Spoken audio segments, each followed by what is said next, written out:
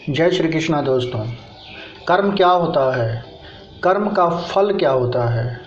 एक इंसान का कर्म क्या होता है? क्या इंसानों को कर्मों का फल मिलता है?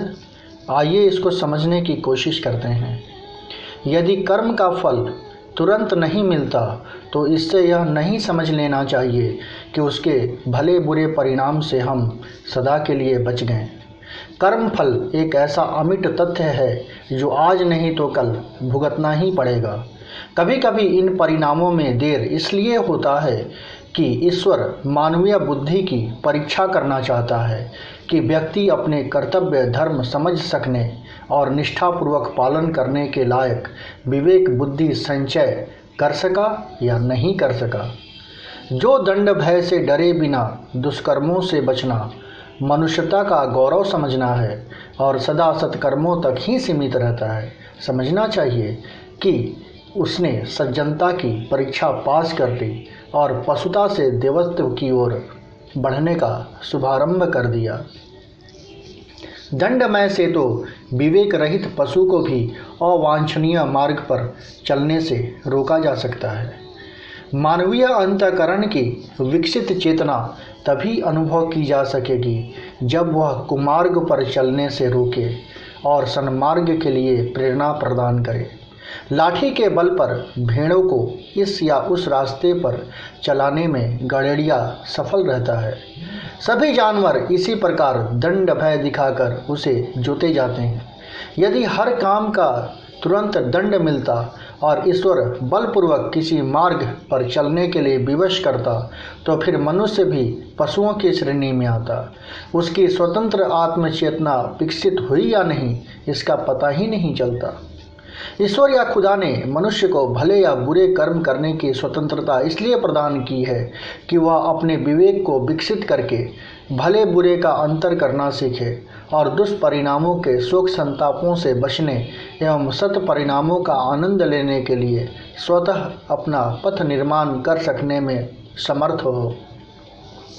उन्नति को अपनाने वाला विवेक और कर्तव्य परायणता, यह दो ही कसौटी मनुष्यता का आत्मिक स्तर विकसित होने की है। इस आत्म विकास पर ही जीवनोद्देश्य की पूर्ति और मनुष्य जन्म की सफलता निहित है। ईश्वर खुदा चाहता है कि व्यक्ति अपनी स्वतंत्र चेतना का विकास करे और विकास के क्रम में आगे बढ़ता हुआ पूर्णता का लक्ष्य प्राप्त करने की सफलता प्राप्त करे। यदि ईश्वर को यह प्रतीत होता कि बुद्धिमान बनाया गया मनुष्य पशुओं जितना मूर्ख ही बना रहेगा तो शायद उसने दंड के बल पर चलाने की व्यवस्था उसके लिए भी सोची होती। तब झूठ बोलते ही जीभ में छाले पड़ जाते, चोरी करते ही हाथ में फोड़ा आ जाता, बेईमानी करते ही बुखार आ जाता, कुदृष्टि डालते ही आंखें दुखने लगती, कुविचार आते ही सिर दर्द होने लगता। जैसे दंड मिलने की तुरंत फुर्त व्यवस्था बनी रहती तो किसी के लिए भी दुष्कर्म करना संभव ही नहीं होता। लोग जब उसमें लाभ की अपेक्षा प्रत्यक्ष हानि देखते हैं तो दुष्कर्म करने की हिम्मत ही नहीं करते हैं। ऐसी स्थिति में मनुष्य की स्वतंत्र चेतना, विवेक बुद्धि और आंतरिक महानता के विकसित होने का अवसर ही नहीं आता और आत्म विकास के बिना पूर्णता के लक्ष्य को प्राप्त कर सकने की दिशा में प्रगति ही नहीं होती।